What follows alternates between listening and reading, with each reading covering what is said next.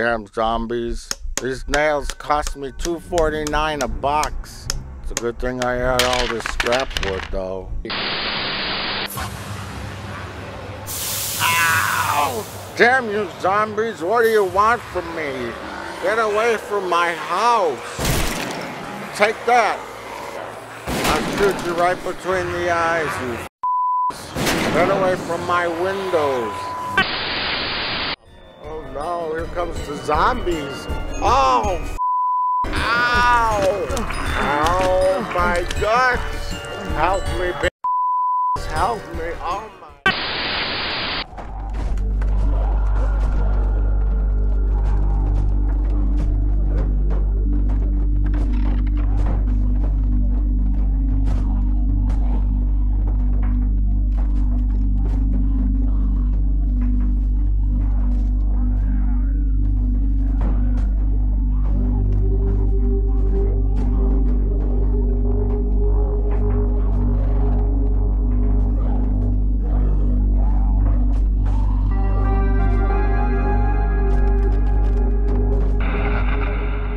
Hi guys, welcome back to the pit.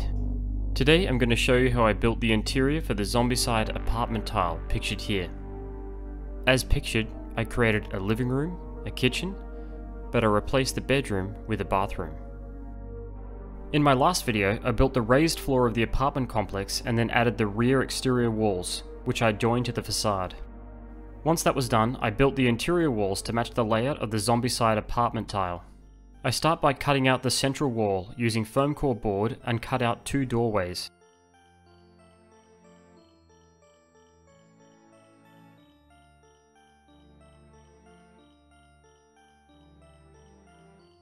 I then cut out the rear wall and its doorway, which I glued to the middle of the longer central wall. Next, I create door jambs using narrow coffee stirrers, and then glue them into position with the floor sheet placed below to ensure that the interior walls are fixed at the right height. I then glued down the side skirts using narrow strips of timber in what would be the kitchen. I did not do this in the bathroom as the walls would be tiled later. I then glued thin card strips to create architrave in the kitchen only.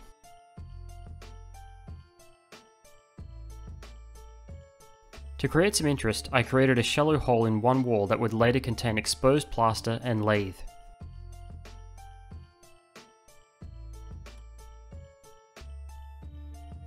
Once that was done, I gave the interior a coat of white paint.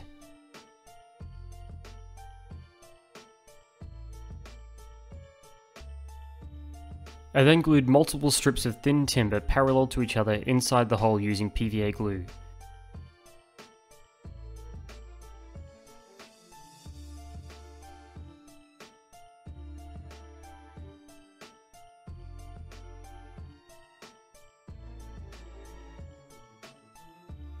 Once that was dry, I gave the entire interior a light brown wash, and added a bit of no more gap to the hole to act as plaster. I then cleaned this up with water to ensure that the lathe remained exposed.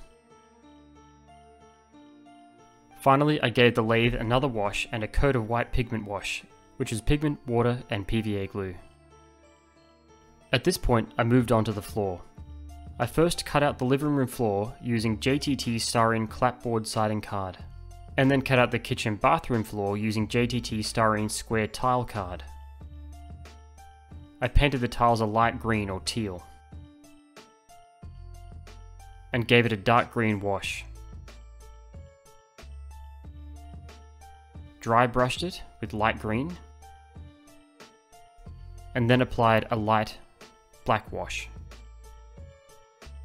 I then highlighted a few selected tiles.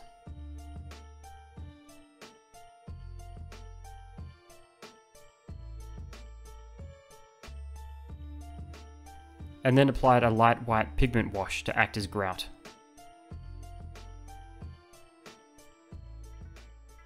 I painted the living room floor a light brown and gave it a dark brown wash. Next I gave it a highlight,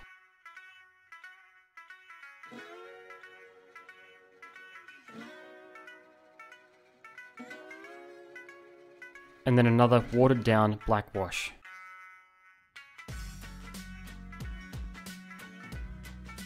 These were then glued down onto the tile using framing glue. Next, I moved on to the wallpaper. I first printed out some dollhouse wallpaper which I found online, which I only knew about because of wargaming, of course. I cut the wallpaper into the dimensions of the living room walls using my hobby knife, and also cut out the doors and windows.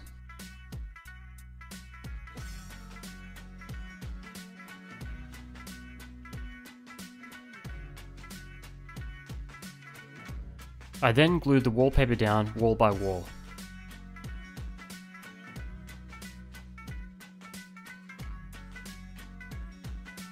And then tore the wallpaper away from the area of exposed lathe.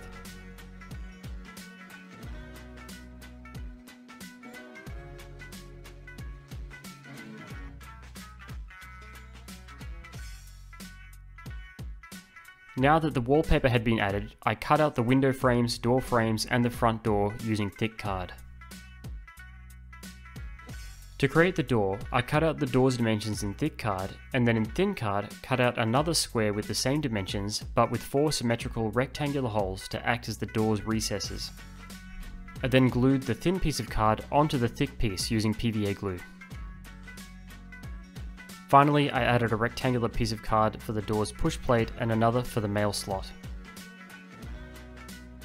I then painted, weathered, and washed these pieces before gluing them into place.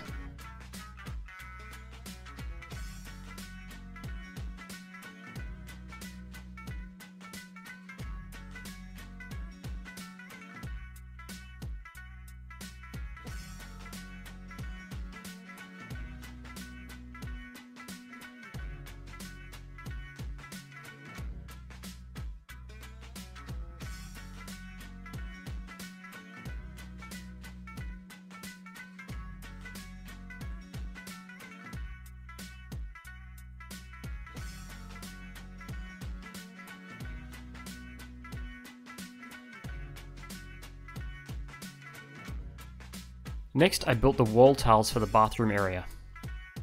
I decided to make the tiles go halfway up the wall and cut out a tile section for each area of the wall, ensuring that the grout lines aligned.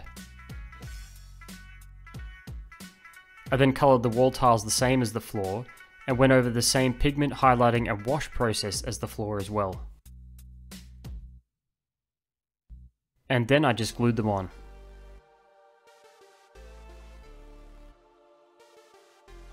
Next, I painted up the apartment's fixings and components. For this, I used various models from Mantic Games' Battle Damaged House and Kitchen and Bathroom Terrain Crates, as well as various parts from the TT Combat City Street series. As the toilet from the Battle Damaged House kit came without a cistern, I had to make one from scratch. I did this by simply cutting out a square and 2 small rectangles of styrene card and then glued them together to form the front and sides of the cistern. I then cut and glued another rectangular piece of card that was slightly longer and wider than the cistern to act as its lid. Next, I created some artwork for the apartment by printing out some miniature paintings, and then cutting out a custom frame for each painting using thin card, ensuring that the space within each frame is equal to the size of its painting. Next, I cut out each painting, leaving a small border around the edge that the frame can be glued to. I then glued the frames on using a glue stick.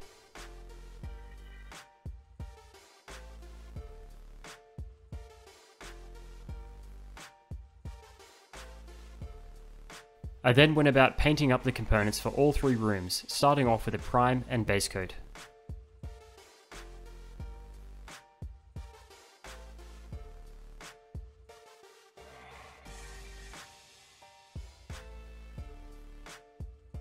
Next, I applied the details and then the washes.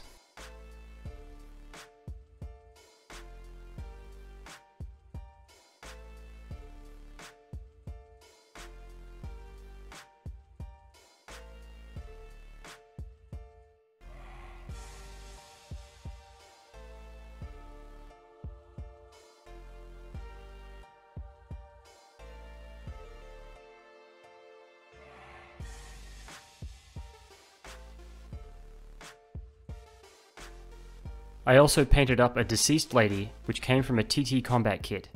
There needs to be at least one per building. Then, once the painting was mostly done, various components were glued together, such as the toilet and cistern, the dead lady in the bathtub,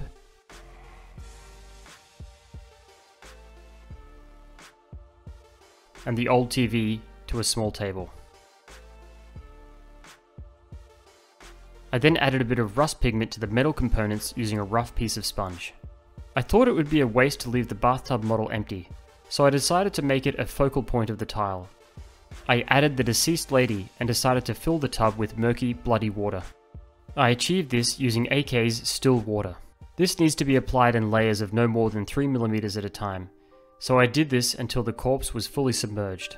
With each layer, I added a bit of red wash to make the water look bloody.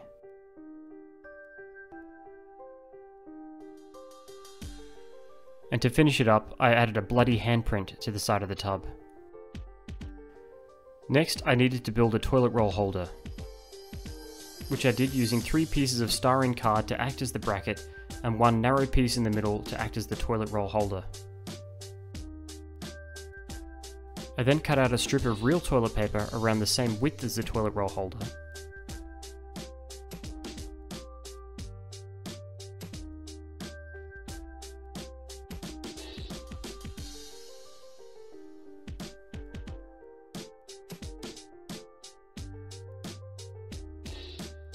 I then wrapped one of the strips around the toilet roll holder, leaving a long piece still hanging.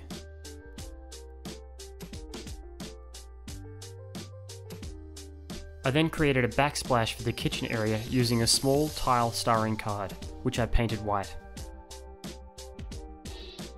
Now that the components were all painted, it was time to fix them down.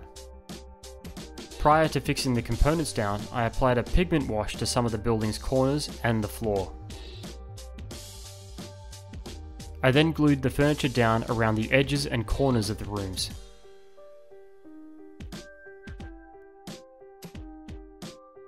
Next, I added some extra clutter. I started out by creating some books. I first cut out some miniature dollhouse book covers. I then glued multiple layers of paper rectangle one on top of the other, all aligned on one side.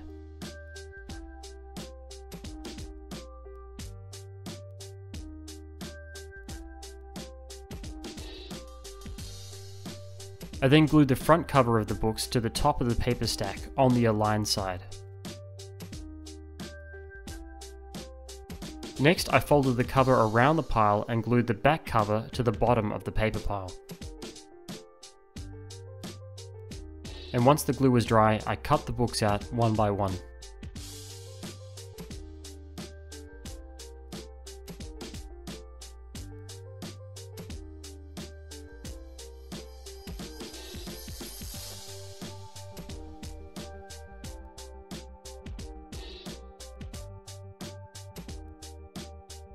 I also glued various miniature food wrappers around card to give them form, and cut these out as well.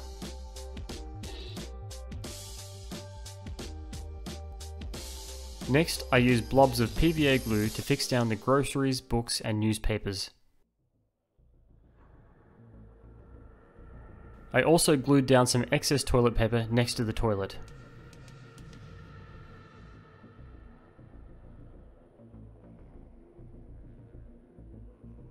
And then fixed down the backsplash in the kitchen as well as the toilet roll holder next to the toilet.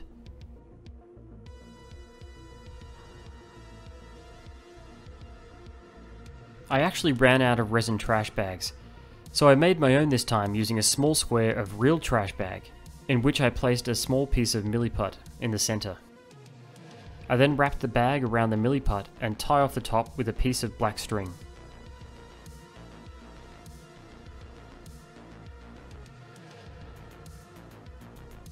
And then cut off any excess string or bag at the top.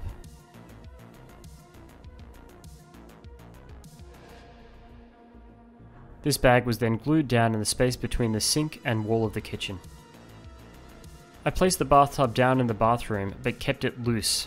I didn't glue it down for easier gameplay. I added a towel to the bathroom by soaking a square of fabric in PVA glue and then placed it in the corner. I then applied a bit of blood using a mix of red paint and red wash to the towel. I then added a light grey pigment wash to all the surfaces of the furniture to give the whole house a dusty, abandoned look.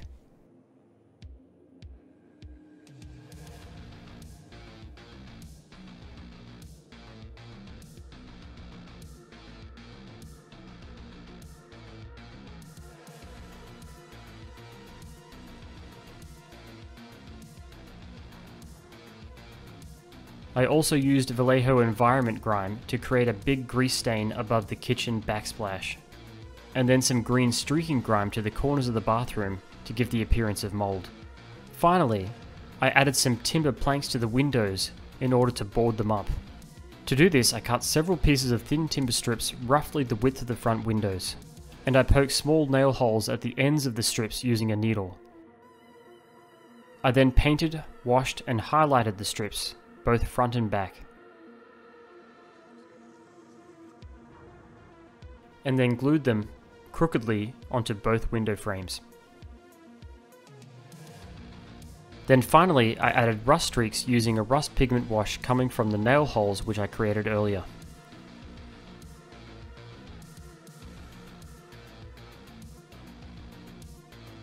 And that was it. I called the building done. If you enjoyed this video, please like and subscribe, and I'll see you next time.